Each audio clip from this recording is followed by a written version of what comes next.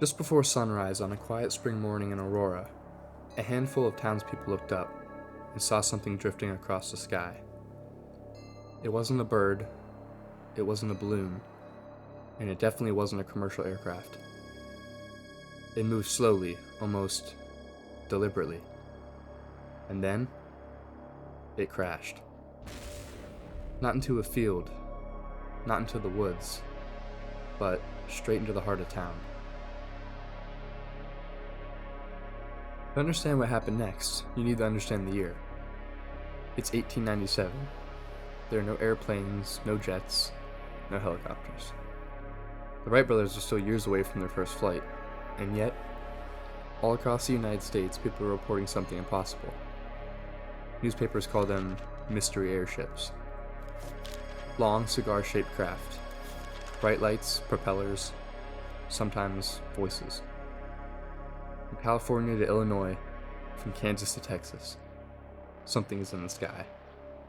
And on April 17th, 1897, whatever that something was, came down in Aurora.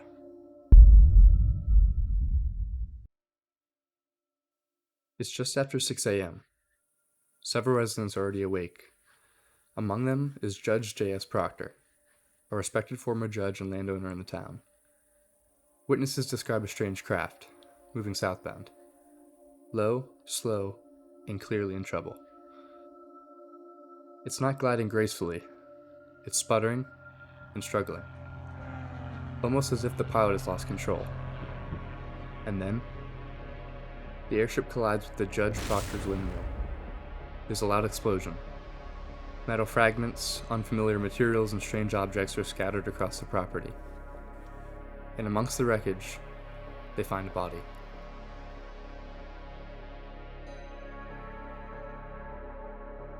Slowly, the townspeople gather, and they approach carefully.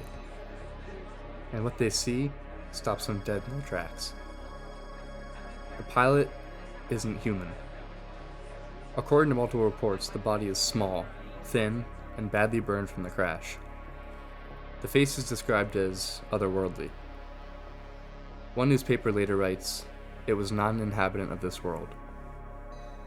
And tucked among the wreckage are pieces of unidentifiable metal, lightweight yet incredibly strong. Some fragments are etched with strange symbols that look nothing like English. 2 days later, on April 19th, 1897, the story is printed in the Dallas Morning News. It's not a tabloid, and it's not a rumor sheet. It's a legitimate newspaper. The article is written by S.E. Hayden, a former mayor of Aurora. He reports on the crash, the wreckage, the strange pilot, and the burial. No mocking tone, no jokes, just the facts. That is, as the town understood them. And then comes the most unsettling detail. The pilot is given a Christian burial. Not hidden, not discarded, but laid to rest in the Aurora Cemetery. A small marker is placed. Locals say it bears the image of an airship, and for years, people can point to the exact grave. A grave that does not match any known human burial records. And then, the story fades. Aurora itself begins to decline, and a fire destroys much of the town. The population shrinks, and strangely, the airship wreckage disappears. Locals later claim that U.S. Army officials arrived and quietly removed the debris. However, no official records confirm this, and no records can deny it either. By the early 1900s, the story is rarely spoken of, almost as if it was meant to be forgotten. Fast forward to the 1970s. Interest in UFO explodes, and the public is searching for answers. Investigators return to Aurora and locate the grave. They want to exhume it, but something strange happens. The Cemetery Association refuses permission. Soon after, the grave marker just disappears. Not damaged, not weathered, it just vanishes. And today, the grave is still there, but officially, it is said not to contain anything unusual. So what really crashed in Aurora? Secret government technology? A weather balloon?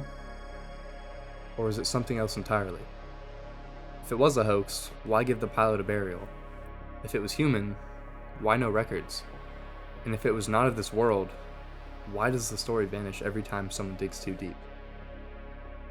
You've heard the witnesses, you've read the reports, and you followed the trail. What you believe is up to you. But remember, some mysteries don't disappear. They just stay buried.